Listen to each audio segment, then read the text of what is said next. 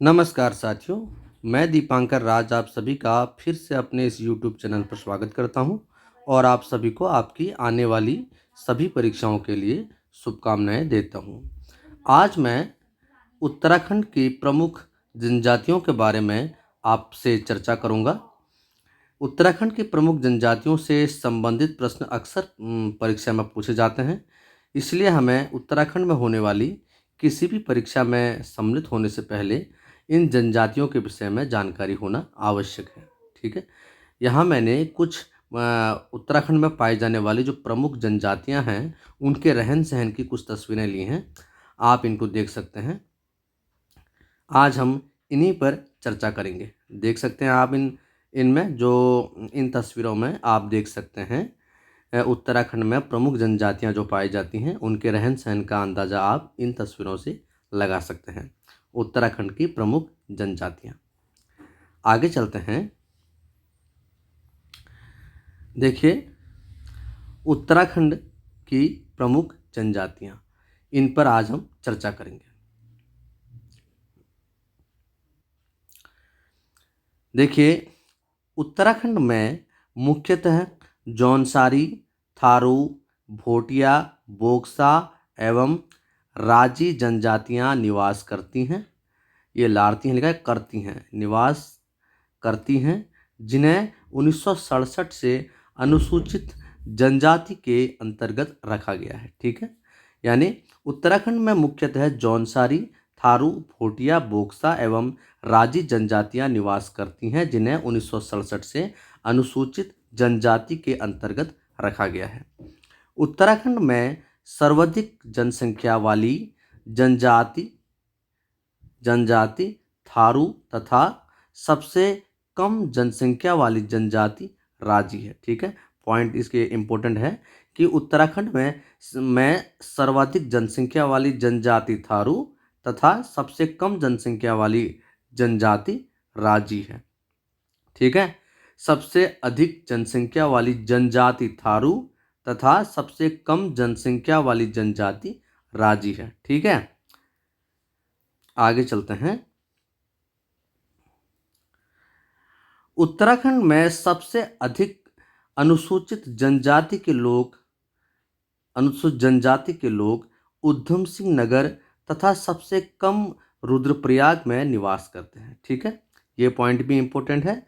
उत्तराखंड में सबसे अधिक अनुसूचित जनजाति के लोग उधम सिंह नगर तथा सबसे कम अनुसूचित जनजाति के लोग रुद्रप्रयाग में निवास करते हैं तथा अनुसूचित जनजाति का सबसे अधिक प्रतिशत उधम सिंह नगर तथा सबसे कम प्रतिशत टिहरी में है। ठीक है, अब ये प्रतिशत वहाँ की जनसंख्या के आधार पर ये दिया गया है, इसीलिए जहाँ सबसे कम अनुसूचित जनजाति के लोग रुद्रप्रयाग में निवास करते हैं, लेकिन सबसे कम अनुसूचित जनजाति का जो प्रतिशत है वो टिहरी में है। ठीक है, तो उत्तराखंड में सबसे अधिक अनुसूचित जनजाति के लोग उधम सिंह नगर में तथा सबसे कम अनुसूचित जनजाति के लोग रुद्रप्रयाग में निवास करते हैं तथा अनुसूचित जनजाति का सबसे अधिक प्रतिशत उधम सिंह नगर तथा सबसे कम प्रतिशत टिहरी में है। ठीक है, आगे चलते हैं। राज्य की 70 विधानसभा सीटों में से 2 सीटें नानकमत्ता तथा चक्राता अनुसूचित जनजाति के लिए आरक्षित है। ठीक है, महत्वपूर्ण है ये भी पॉइंट कि राज्य की 70 विधानसभा सीटों में से 2 सीटें नानकमत्ता तथा चक्राता अनुसूचित जनजाति के लिए आरक्षित है, क्योंकि यहाँ अनुसूचित जनजाति की संख्या अच्छी है। ठीक है, आगे चलते हैं। अब हम आते हैं थारू जनजाति पर। थारू, इसके बारे में हम देखेंगे। थारू लोग मुख्यतः उधम सिंह नगर जिले में निवास करते हैं। ठीक है, थारू लोग मुख्यतः उधम सिंह नगर में निवास करते हैं। यह उत्तराखंड का सबसे बड़ा जनजातीय समूह है। इस पॉइंट की चर्चा हम पहले कर चुके हैं कि उत्तराखंड में सबसे अधिक जनजाति की जनसंख्या जो है वो थारू लोगों की है। ठीक है, थारू जनजाति की जनसंख्या सबसे अधिक है। और यहाँ भी ये पॉइंट लिखा है कि थारू लोग मुख्यतः उधम सिंह नगर जिले में निवास करते हैं। यह उत्तराखंड का सबसे बड़ा जनजातीय समूह है। थारुओं को किरात वंश का माना जाता है। ठीक है, थारुओं को किरात वंश का माना जाता है। आप इसमें देख सकते हैं किरात वंश का थारू लोगों को माना जाता है। थारू जनजाति के लोगों में बदला विवाह प्रथा तथा तीन टिकठी विवाह प्रथा प्रचलित है। थारुओं में दोनों पक्षों से विवाह तय हो जाने को पक्की पौड़ी कहा जाता है। ठीक है, यानी यहाँ बदला विवाह है कि दोनों पक्षों से कि बेटी देकर बहू लाना। ठीक है, इस तरीके से ये बदला विवाह की प्रथा यहाँ प्रचलित है तथा तीन टिकटी विवाह प्रथा भी प्रचलित है। थारुओं में दोनों पक्षों से विवाह तय हो जाने को पक्की पौड़ी कहा जाता है। ठीक है, आगे चलते हैं।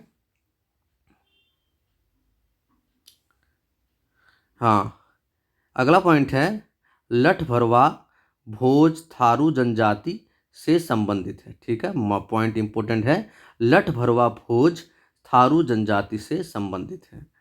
अगला पॉइंट है थारुओं द्वारा बजहर नामक त्योहार मनाया जाता है। ठीक है, तो बजहर नामक त्योहार किसके द्वारा मनाया जाता है? थारुओं के द्वारा। थारुओं के द्वारा बजहर नामक त्योहार मनाया जाता है। दीपावली को ये शोक पर्व के रूप में मनाते हैं। ठीक है, थारू जनजाति द्वारा होली के मौके पर खिचड़ी नृत्य किया जाता है। ठीक है, ये एक इम्पोर्टेंट पॉइंट है कि किस जनजाति के लोग दशहरे को या दीपावली को, किस जनजाति के लोग दीपावली को शोक पर्व के रूप में मनाते हैं। तो दीपावली के लोग ये दीपावली को थारू लोग शोक पर्व के रूप में मनाते हैं, क्योंकि ये रावण को अपना आदि पूर्वज मानते हैं और क्योंकि रावण की पराजय और राम की विजय के उपलक्ष्य में दीपावली मनाई जाती है, इसलिए ये दीपावली को अपना शोक पर्व मानते हैं। ठीक है, आगे चलते हैं। यहाँ आप देखिए, ये कुछ तस्वीरें मैंने यहाँ ली हैं जो कि थारू संस्कृति को प्रकट कर, जो कि यहाँ देखिए ये थारू संस्कृति को प्रकट करती हैं। ठीक है, ये देखिए थारू संस्कृति को प्रकट करती हैं। आप इसमें थारू संस्कृति के लोगों द्वारा अपने संस्कृति का प्रसार किए जाते हुए देख सकते हैं, जो कि आज के युवा और युवतियां हैं, जो कि अपनी जो धरोहर है उसको अगली पीढ़ी के लिए सुरक्षित रखना चाहते हैं। इसलिए अपने संस्कृति का प्रसार कर रहे हैं। आप इस तस्वीर में देख सकते हैं। ठीक है, आगे चलते हैं। यहाँ देखिए ये थारू जनजाति की कुछ तस्वीरें मैंने यहाँ ली हैं, जिससे आप थारू जनजाति के रहन सहन और उनके वेशभूषा और उनकी संस्कृति का अंदाज़ा आप लगा सकती हैं। यहाँ देखिए ये थारू संप्रदाय से संबंधित तस्वीरें हैं। आप इन तस्वीरों को आप अगर देखते हैं तो आप इनसे थारू संस्कृति की महिलाओं द्वारा पहनाए जाने वाले वेशभूषा का अंदाज़ा लगा सकते हैं, जो कि थार भूमि के मूल निवासी माने जाते हैं। ठीक है, यहाँ दूसरी स्लाइड्स में आप देख सकते हैं कि विभिन्न संस्थाओं द्वारा भारत सरकार द्वारा थारू लोगों के उत्थान के लिए विभिन्न शिक्षण कार्यक्रम चलाए जा रहे हैं, जिसमें थारू महिलाओं द्वारा शिक्षा की ओर ध्यान केंद्रित किया जा रहा है और शिक्षा लेने के लिए ये बिल्कुल उत्साहित हैं। आप इस तस्वीर में देख सकते हैं भारत सरकार द्वारा चलाई जा रही योजनाओं में या विभिन्न निजी एनजीओज के माध्यम से जो प्रौढ़ शिक्षा दी जाती है, उसमें ये बिल्कुल अपनी भूमिका में है और सम्मिलित हो रही हैं। आगे देखिए, यहाँ इस तस्वीर में देखिए आप ये थारू लोगों की वेशभूषा का अंदाज़ा लगा सकते हैं। आप थारू महिलाओं द्वारा पहने जाने वाले वस्त्र, आभूषण और उनकी वेशभूषा का अंदाज़ा इस तस्वीर से आप लगाए जा सकते हैं। थारू संस्कृति, ठीक है, जिसे थारू लोग अपनी धरोहर मानते हैं। यहाँ इस स्लाइड में देखिए आप, जिसमें विभिन्न ये किसी निजी संस्थान की तस्वीर प्रतीत हो रही है, या जिसमें थारू समुदाय की जो युवतियां हैं वो इस संस्थान से शिक्षण लेते हुए दिखाया जा रहा है इसमें। ठीक है, ये थारू, और नीचे ये थारू संप्रदाय की युवतियां हैं। ठीक है, जिनको विभिन्न निजी संस्थाओं द्वारा और सरकार द्वारा सुविधाएं दी जा रही हैं उनके उत्थान के लिए, और जिनका बिल्कुल उत्साह से थारू संप्रदाय के लोग फ़ायदा उठा रहे हैं। आप इस तस्वीर में देख सकते हैं थारू संप्रदाय की युवतियों द्वारा ज्ञान की ओर अग्रसर होना। आगे चलते हैं। तो इस प्रकार इस स्लाइड में आपने थारू संप्रदाय के रहन सहन को देखा। ठीक है, ये देखिए। अब हम आगे चलेंगे। अब हम आते हैं अगली जनजाति पर, वो है जौनसारी। इसके बारे में हम चर्चा करेंगे। जौनसारी जनजाति के लोग देहरादून के चक्राता, त्यूनी, कालसी, लाखामंडल क्षेत्र, उत्तरकाशी का परगनेकान क्षेत्र तथा टेहरी के जौनपुर क्षेत्र में निवास करते हैं। ठीक है, जौनसारी जनजाति के लोग देहरादून के चक्राता, त्यूनी, कालसी, लाखामंडल क्षेत्र, उत्तरकाशी का परागनेकान क्षेत्र तथा टेहरी के जौनपुर क्षेत्र में निवास करते हैं। आगे चलते हैं। जौनसारी राज्य का दूसरा बड़ा जनजाति समूह है। ठीक है, तो पहला बड़ा जनजाति समूह है थारू और दूसरा बड़ा जनजाति समूह है जौनसारी। ठीक है, अगला पॉइंट है, देहरादून के चक्राता, कालसी व त्यूनी को संयुक्त रूप से जौनसार भावर क्षेत्र कहा जाता है। बिल्कुल महत्वपूर्ण पॉइंट है ये, कि आप देख सकते हैं देहरादून के चक्राता, कालसी, त्यूनी को संयुक्त रूप से जौनसार भावर क्षेत्र कहा जाता है। इस क्षेत्र की मुख्य भाषा जौनसारी है। ठीक है, जौनसारी एक संप्रदाय भी है और जौनसारी द्वारा जौनसार लोगों द्वारा बोली जाने वाली भाषा को जौनसारी भाषा कहा जाता है। आगे चलते हैं। हनौल जौनसारी समुदाय का प्रमुख तीर्थ स्थल है। ठीक है, हनौल जौनसारी समुदाय का प्रमुख तीर्थ स्थल है, ये भी महत्वपूर्ण पॉइंट है। अगला पॉइंट है, जौनसारी समुदाय के मुख्य त्योहार बिस्सू यानी बैसाखी, पंचाई दशहरा, दशहरे को पंचाई कहते हैं, दियाई या दिवाली, नूणाई, अठोई आदि हैं। ये दीपावली को एक माह बाद मनाते हैं। ठीक है, दीपावली को ये दीपावली के एक माह बाद ये दीपावली को मनाते हैं। ठीक है, यानी जो लोग और जो दूसरे लोग हैं वे दीपावली को जिस टाइम पे मनाते हैं उसके एक माह बाद ही दीपावली को मनाते हैं। ठीक है, अगला पॉइंट है, हारुल, रासो, घुमसू, झेला, धी, तांदी, मरोज, पौड़ाई आदि इनके प्रमुख नृत्य हैं। ठीक है, हारुल, रासों, धुमसू, झेला, धेई, तांदी, मरोज, पौड़ाई आदि इनके प्रमुख नृत्य हैं। जौनसार में ग्राम पंचायत को खुमरी कहा जाता है। बहुत महत्वपूर्ण पॉइंट है, जौनसार में ग्राम पंचायत को खुमरी कहा जाता है। जौनसार में ग्राम पंचायत को खुमरी कहा जाता है। बिल्कुल महत्वपूर्ण पॉइंट है, बहुत महत्वपूर्ण पॉइंट। जौनसार में ग्राम पंचायत को खुमरी कहा जाता है। ठीक है, आगे चलते हैं। अब यहाँ आप देखिए, ये जौनसार समुदाय की कुछ तस्वीरें मैंने ली हैं जिनसे आप इनके रहन सहन, इनकी वेशभूषा का अंदाज़ा लगा सकते हैं। ठीक है, जौनसार भाबर जौनसारी महिलाओं द्वारा पहनाए जाने वाले लिबास ठीक है। आप देख सकते हैं ये जौनसारी की महिलाएं जिनके द्वारा पहने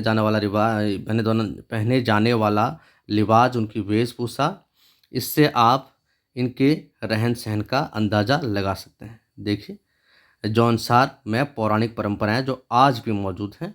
देखें जौनसारी वेशभूषा, ठीक है, ये जौनसारी वेशभूषा आप देख सकते हैं, वेशभूषा। ठीक है, आगे चलते हैं। यहाँ मैंने कुछ स्लाइड्स ये ली हैं, ये तस्वीरें ली हैं इस स्लाइड में, जिनसे आप जौनसारी संस्कृति का अंदाज़ा लगा सकते हैं। ये देखिए ये छात्राओं द्वारा जौनसारी नृत्य यहाँ पर प्रस्तुत किया जा रहा है, जिसमें जौनसारी पुरुषों और महिलाओं द्वारा पहने जाने वाले ये लिबास वेशभूषा का अंदाज़ा लगाया जा सकता है। और इनके द्वारा जो किए जाने वाले जो नृत्य हैं उनसे संबंधित जानकारी यहाँ पर प्राप्त होती है। देखिए आप इस तस्वीर में। और इसके अलावा जो दूसरी स्लाइड्स हैं यहाँ पर ये देखिए, ये जौनसारी महिलाओं द्वारा मेहंदी प्रतियोगिता में प्रतिभाग किया जा रहा है इस तस्वीर में। इससे आप इनकी संस्कृति का अंदाज़ा लगा सकते हैं। ठीक है, ये जौनसारी महिलाओं द्वारा मेहंदी में प्रतिभाग में, यहाँ पर देखिए जौनसारी समुदाय की महिलाओं द्वारा मेहंदी प्रतियोगिता में प्रतिभाग। ये देखिए यहाँ पर ये मेहंदी प्रतियोगिता में जौनसारी महिलाओं द्वारा प्रतिभाग यहाँ पर किया जा रहा है, इस तस्वीर में आप देख सकते हैं। और इससे आप इनकी संस्कृति का अंदाज़ा लगा सकते हैं, इनकी मान्यताओं का अंदाज़ा यहाँ पर लगाया जा सकता है। ठीक है, उसके बाद अगली स्लाइड हम देखते हैं। देखिए ये एक सांस्कृतिक प्रस्तुति है जो ये फोक कल्चर जो जौनसारी लोक नृत्य है, ये जौनसारी लोक नृत्य की प्रस्तुति दी गई है यहाँ पर। इससे इनकी वेशभूषा, इनके संस्कार और इनके जो नृत्य संबंधी जानकारी का पता लगाया जा सकता है इससे, और इनकी सांस्कृतिक विरासत का इससे एहसास होता है। और इससे आप इनके द्वारा गाए जाने वाले गीत और नृत्य का अंदाज़ा लगा सकते हैं। ठीक है, जौनसारी फोक कल्चर। ये एक दूसरी तस्वीर है, इसमें भी ये एक सांस्कृतिक प्रस्तुति दी गई है जौनसार भाबर की। ठीक है, तो इससे आप जौनसारी संस्कृति के बारे में हम अंदाज़ा लगा सकते हैं, उनके द्वारा पहने जाने वाली वेशभूषा और उनके द्वारा किए जाने वाले नृत्य, विभिन्न मान्यताएं, इनका अंदाज़ा इससे लगाया जा सकता है। इस तस्वीर में आप देख सकते हैं। तो ये 4 स्लाइड्स मैंने इस स्लाइड्स में 4 तस्वीरें ली हैं। आप इनसे जौनसारी संस्कृति के बारे में पता लगा सकते हैं, इनके बारे में एक अंदाज़ा लगा सकते हैं कि इनका लिबास कैसा है, इनकी संस्कृति कैसी है और इनकी मान्यताएं क्या हैं। ठीक है, बहुपति विवाह प्रथा भी जौनसारी समाज में प्रचलित है, जिसमें जो इनको ये खुद को पांडव वंशज मानते हैं और बहुपति विवाह प्रथा इस समाज में प्रचलित है। आगे चलते हैं। अब हम आते हैं भोटिया जनजाति पर। ठीक है, भोटिया जनजाति के बारे में हम देखेंगे। देखिए भोटिया जनजाति के बारे में हम देखते हैं।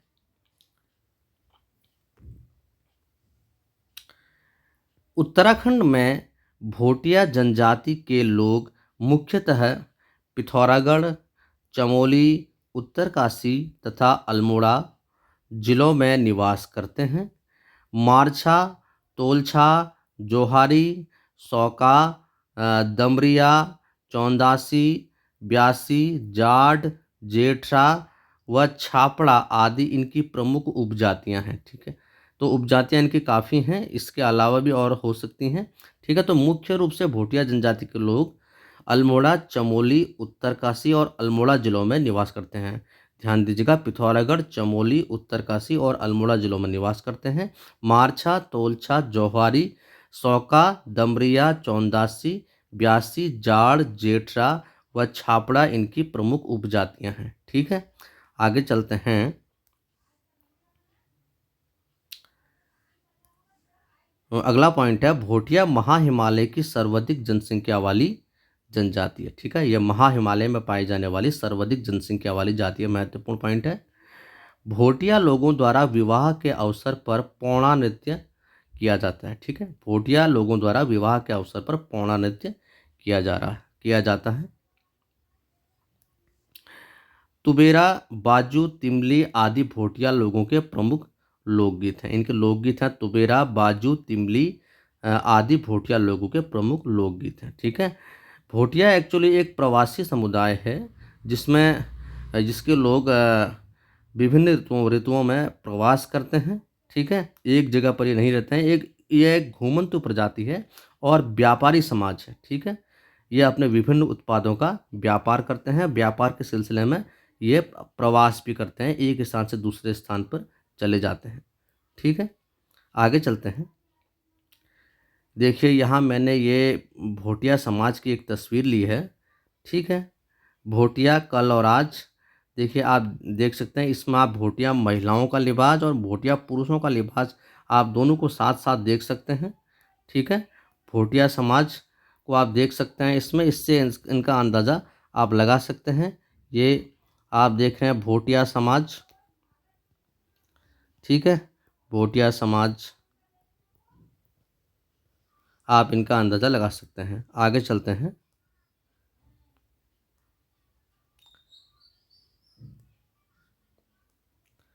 यहाँ देखिए, ये एक और तस्वीर मैंने भोटिया समाज की, भोटिया समाज या भोटियाओं की ली है। ये जो भोटिया ट्राइब्स, देखो, ये माइग्रेट एवरी ईयर, ये हर साल प्रवास करते हैं, एक स्थान से दूसरे स्थान पर चले जाते हैं व्यापार के कारण और अ, अन्य कारणों से। ठीक है, तो भोटिया प्रवास ये है, भोटियाओं द्वारा जो प्रवास किया जाता है उसकी एक तस्वीर है। भोटिया प्रवास, एक स्थान से दूसरे स्थान पर ये चले जाते हैं और वहाँ कुछ समय तक निवास करने के बाद दोबारा उस स्थान को छोड़कर किसी अन्य स्थान पर चले जाते हैं या पूर्व स्थान पर लौट आते हैं। ठीक है, आगे चलते हैं।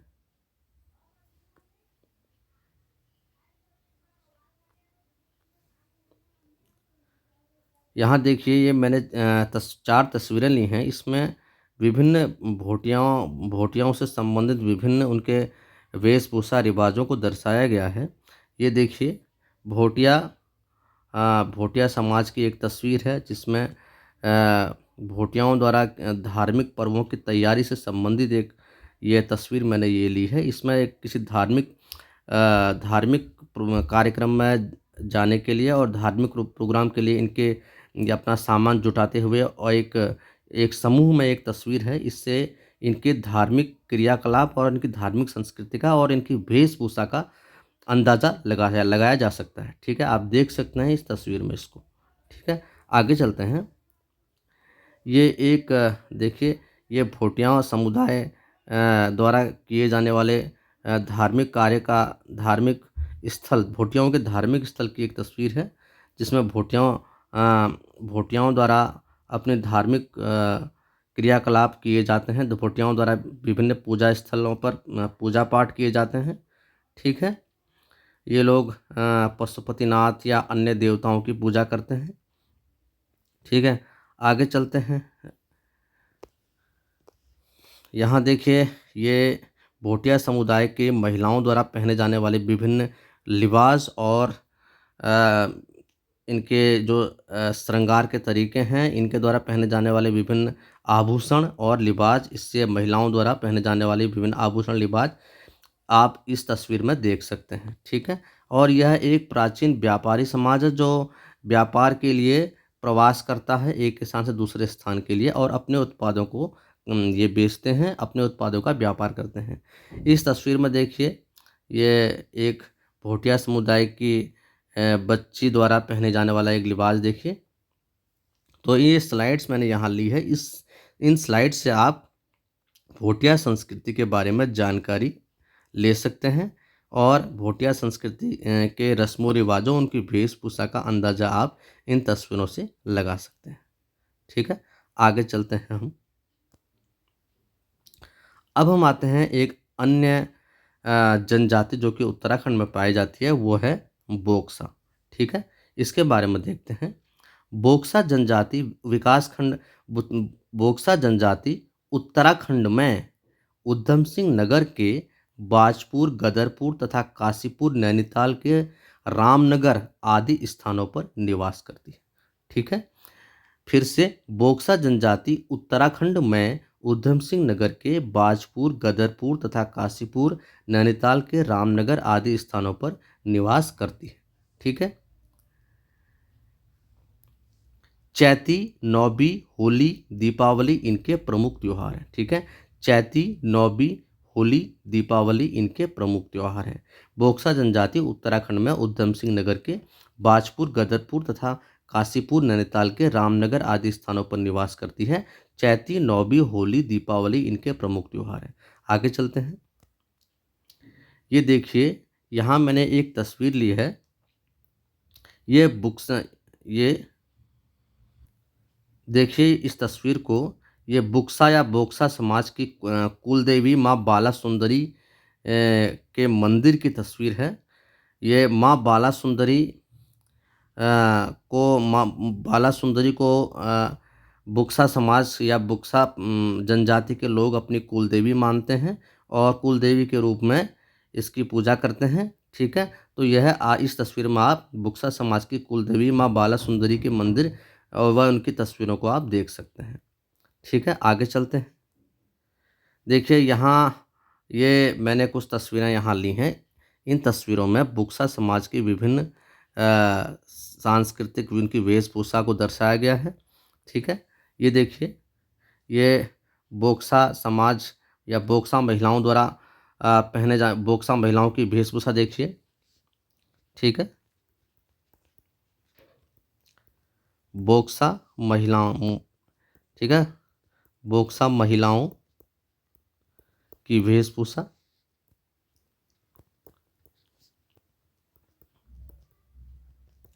ठीक है, तो इससे आप अंदाज़ा लगा सकते हैं।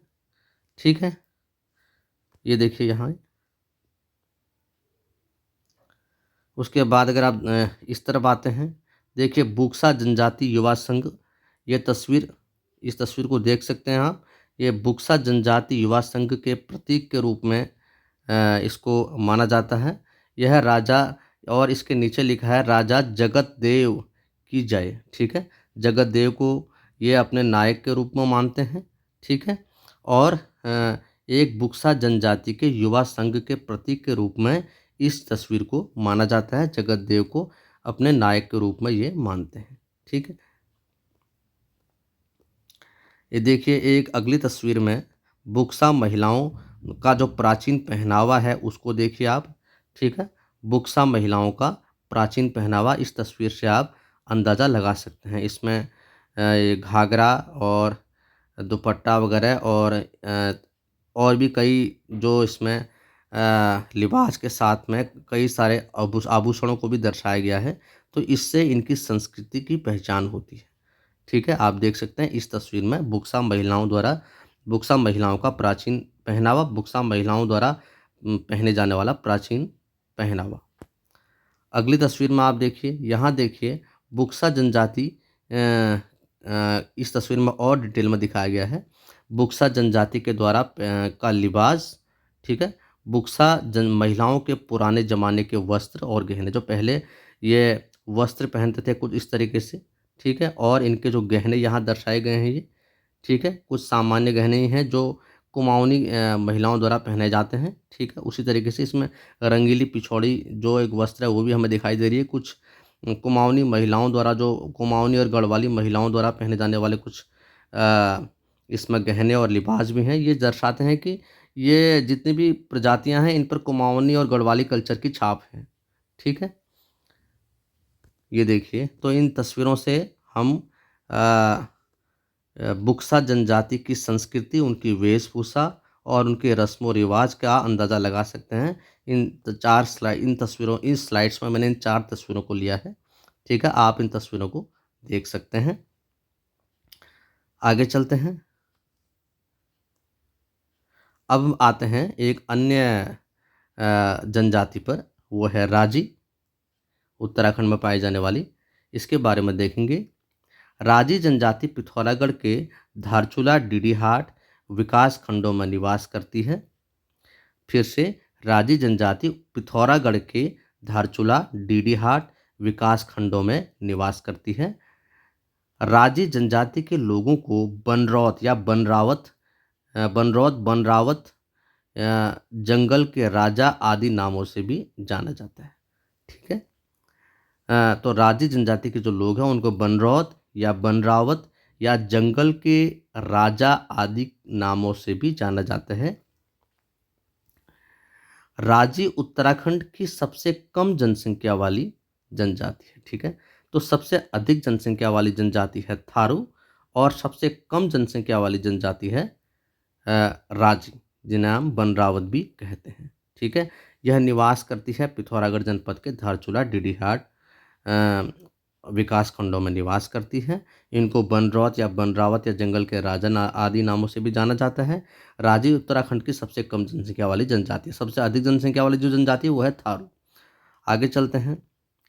ये देखिए, इसमें ये बनरावत या बनरौत समुदाय के महिलाओं द्वारा जो वनों में कृषि कार्य किया जाता है उसकी एक तस्वीर है। ठीक है। ये बनरावत समुदाय की महिलाएं हैं। ठीक है। बनरावत, ठीक है। तो बनरावत समुदाय की जो ये महिलाएं हैं, आप इनको देख सकते हैं।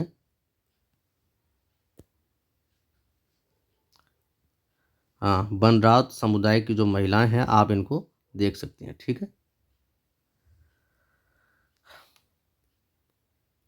बनरावत, इस तस्वीर में इनको कृषि कार्य करते हुए देख सकते हैं। ये बनरावत समुदाय की महिलाएं हैं और इसमें कुछ बच्चे भी दिखाई दे रहे हैं। आगे चलते हैं।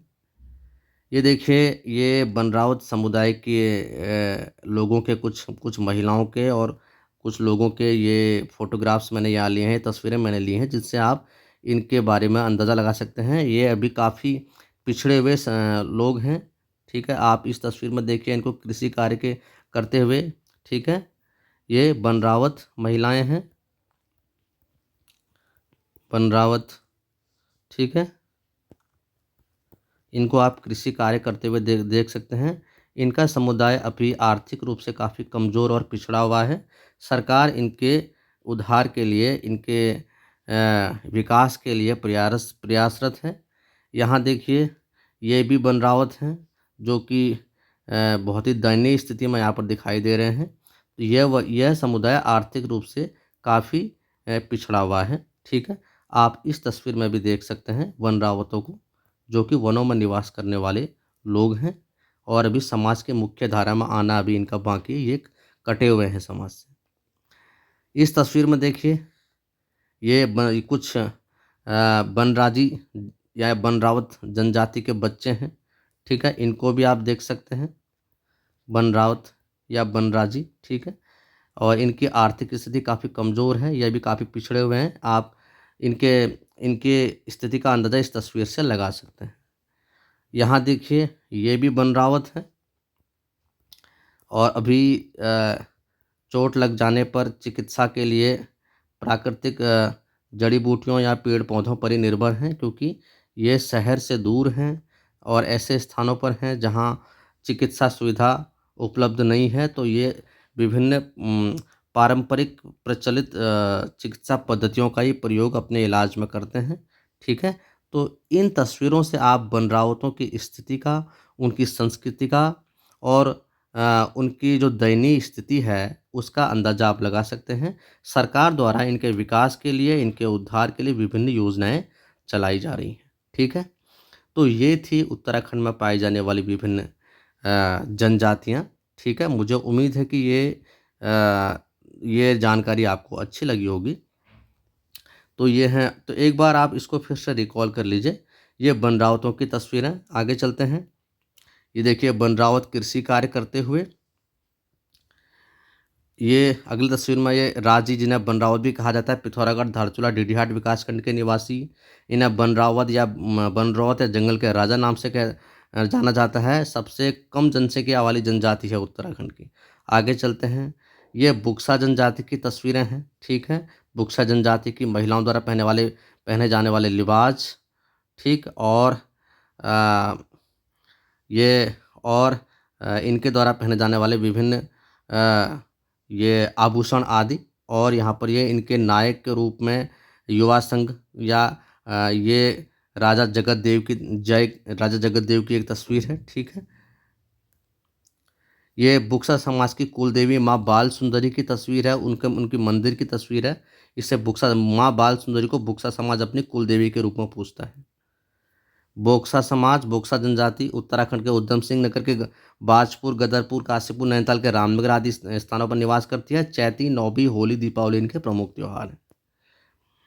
ये भोटिया समुदाय की कुछ तस्वीरें हैं। यहाँ देखिए, ये धार्मिक क्रियाकलाप, धार्मिक परिधान में और धार्मिक क्रियाकलापों की तैयारी करते हुए। और यहाँ पर ये एक धार्मिक मंदिर में कोई धार्मिक समारोह में सम्मिलित भोटिया जनजाति की महिलाएं। और ये भोटिया जनजाति की महिलाओं द्वारा पहने जाने वाला लिबास और आभूषण आदि, यह एक व्यापारी समाज है। ये भोटिया समुदाय की एक छोटी सी बच्ची द्वारा पहने जाने वाला लिबास, ठीक है। आगे चलते हैं। ये भोटिया प्रवास, देखिए भोटिया लोग प्रवास करते हैं, एक स्थान से दूसरे स्थान में जाते हैं। यहाँ पर एक भोटिया प्रवास की एक तस्वीर मैंने यहाँ ली है। आगे चलते हैं।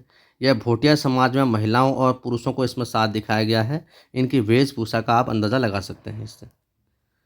ये भोटिया समाज के महत्वपूर्ण बिंदु, ठीक है।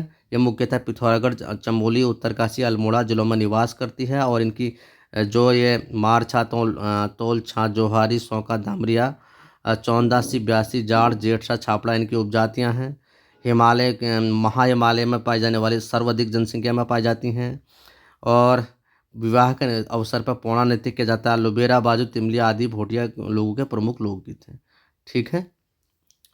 आगे चलते हैं। देखिए यहाँ देखिए, ये जौनसारी लोगों की कुछ तस्वीरें हैं। इस पर ये कुछ जौनसारी नृत्य की प्रस्तुति है छात्रों द्वारा। जौनसारी महिलाओं द्वारा मेहंदी प्रतियोगिता में प्रतिभाग आप देख सकते हैं। यह जौनसारी नृत्य की प्रस्तुति, यहाँ पर भी ये जौनसारी नृत्य है। इन तस्वीरों से आप जौनसारी संस्कृति का अंदाज़ा लगा सकते हैं, उससे परिचित हो सकते हैं। ये देखिए जौनसारी वेशभूषा, एक बहुत ही सुंदर, बहुत ही मनमोहक ये वेशभूषा महिलाओं द्वारा पहनी जाने वाली। इससे आप इनकी संस्कृति का पता लगा सकते हैं, इनकी संस्कृति के बारे में जान सकते हैं। ये जौनसारी जनजाति पर आधारित महत्वपूर्ण बिंदु। यह लोग जौनसारी देहरादून के चक्राता, त्यूनी, कालसी, लाखा मंडल क्षेत्र, उत्तरकाशी, पराग, नेकान और जौनपुर क्षेत्र में निवास करते हैं, ठीक है। यह दूसरा बड़ा जनजाति समूह है। और कालसी, त्यूनी को चक्राता, कालसी और त्यूनी को संयुक्त रूप से जौनसार भावर कहा जाता है। क्षेत्र की भाषा जौनसारी है, ठीक है। और हैनाल इसका प्रसिद्ध तीर्थ स्थल है। इसके अलावा इनके जो त्यौहार हैं, बैसाखी, पंचाई, दिवाई, नूणाई, ओठोई या दीपावली से ये दीपावली के एक माह बाद मनाते हैं। हारुल, धारसों, घुमसू, झेला, धोई, तांदी, मड़ोई आदि इनके प्रमुख नृत्य हैं। जौनसार में ग्राम पंचायत को खुमरी कहा जाता है, ठीक है। आगे चलते हैं। देखिए ये थारू लोगों की कुछ तस्वीर हैं। मूल निवासी थार भूमि के मूल निवासी थारू लोग, जो कि उत्तराखंड का सबसे बड़ा जनजाति समूह है। आप इनकी इस तस्वीरें देख सकते हैं, इनकी वेशभूषा का अंदाज़ा लगा सकते हैं। यहाँ आप थारू महिलाओं द्वारा ली जाने वाली शिक्षा, ठीक है, सरकारी योजनाओं के तहत और विभिन्न निजी संस्थाओं द्वारा उस पर प्रतिभाग करते हुए थारू लोगों द्वारा पहने जाने वाले विभिन्न वस्त्र और वेशभूषा, आभूषण इत्यादि, और थारू लोगों द्वारा ली जाने वाली विभिन्न प्रशिक्षण का लाभ लेते हुए शिक्षण संस्थाओं द्वारा इसमें थारू युवतियों को आप देख सकते हैं। आगे चलते हैं। ये थारू संस्कृति का प्रसार प्रसार करते हुए थारू युवा और युवतियों को आप देख सकते हैं। आगे चलते हैं। थारू जनजाति पर महत्वपूर्ण बिंदु हमने देखे। मुख्यतः उधम सिंह नगर में निवास करते हैं, सबसे बड़ा जनजाति समूह है और किरात वंश के वंशज अपने आप को मानते हैं। बदला विवाह की प्रथा, तीन कठी प्रथा और बदला विवाह पक्के होने पर इसको पक्की पौड़ी कहा जाता है। लठ भरवा भोज थारू जनजाति से संबंधित है। थारू द्वारा बछर नामक त्यौहार मनाया जाता है। दीपावली को ये शोक के पर्व के रूप में मनाते हैं। थारू जनजाति द्वारा होली के मौके पर खिचड़ी नृत्य किया जाता है। ठीक है, आगे चलते हैं। उत्तराखंड की प्रमुख जनजातियाँ। उत्तराखंड की मुख्यतः जौनसारी, थारू, भोटिया, बोक्सा, राजी जनजातियाँ निवास करती हैं। इन्हें 1967 से अनुसूचित जनजाति के अंतर्गत रखा गया है। उत्तराखंड में रखा गया। सर्वाधिक जनसंख्या वाली जनजाति थारू तथा सबसे कम जनसंख्या वाली जनजाति राजी है। ठीक है, उत्तराखंड में सबसे अधिक अनुसूचित जनजाति के लोग उधम सिंह नगर तथा सबसे कम रुद्रप्रयाग में निवास करते हैं तथा अनुसूचित जनजाति का सबसे अधिक प्रतिशत उधम सिंह नगर तथा सबसे कम प्रतिशत टिहरी में है। राज्य के 70 विधानसभा सीटों में से 2 सीटें नानकबत्ता तथा चक्राता अनुसूचित जनजाति के लिए आरक्षित हैं। ठीक है, आगे चलते हैं। तो यहाँ मैंने ये कुछ तस्वीरें ली हैं, ठीक है, जिसमें उत्तराखंड की प्रमुख जनजातियों को दिखाया गया है, उनकी संस्कृति को दिखाया गया है। आप इनमें देख सकते हैं। इसमें थारू जनजाति को देख सकते हैं और जौनसारी जनजाति को देख सकते हैं, थारी जनजाति और भोटिया समाज और ये बुक्सा जनजाति के द्वारा पहने जाने वाले लिबास। ठीक है, यहाँ पर बुक्सा जनजाति, बुक्सा समाज की कुल देवी बाल सुंदरी और थारू जनजाति की महिलाओं को आप देख सकते हैं। ठीक है, तो मुझे उम्मीद है ये जानकारी आपको अच्छी लगी होगी। ठीक है, और ऐसी बहुत सारी जानकारी मैं आगे की वीडियो में लेकर आऊँगा। अगर ये वीडियो आपको अच्छा लगे तो इसे लाइक कीजिए, शेयर कीजिए। ठीक है, अगर ये वीडियो आपको अच्छा लगता है तो इसे लाइक कीजिए, शेयर कीजिए और मेरे चैनल को सब्सक्राइब कीजिए ताकि मैं जो भी वीडियो अपलोड करूं वो आप तक तुरंत पहुंचे और आप उससे लाभ उठा सकें। मैं ऐसा वीडियो बनाने की कोशिश कर रहा हूं जो रुचिकर हो, ज्ञानवर्धक हो और साथ में मनोरंजक भी हो। ठीक है, क्योंकि अगर ज्ञान मनोरंजक भी हो जाए तो उसकी स्मृति और ज़्यादा मजबूत हो जाती है। तो मुझे उम्मीद है ये वीडियो आपको अच्छा लगा होगा और आप इससे लाभ उठाएंगे। अगर ये वीडियो आपको अच्छा लगा तो इसे लाइक कीजिए, शेयर कीजिए, मेरे चैनल को सब्सक्राइब कीजिए और जिससे मैं जो भी नया वीडियो अपलोड करूं वो आप तक तुरंत पहुंचे। तो बाकी की जानकारी मैं आपको अगली वीडियो में दूंगा। तब तक के लिए खुश रहिए, मुस्कुराते रहिए, अपनी तैयारी में मन लगाइए, जोश के साथ, जुनून के साथ आप अपने तैयारी कीजिए और अपने अध्ययन को जारी रखिए। आपको बहुत बहुत शुभकामनाएं भविष्य के लिए और बाकी की जानकारी अगले वीडियो में दूंगा। बहुत बहुत धन्यवाद आपका। Thank you, thank you very much. नमस्कार।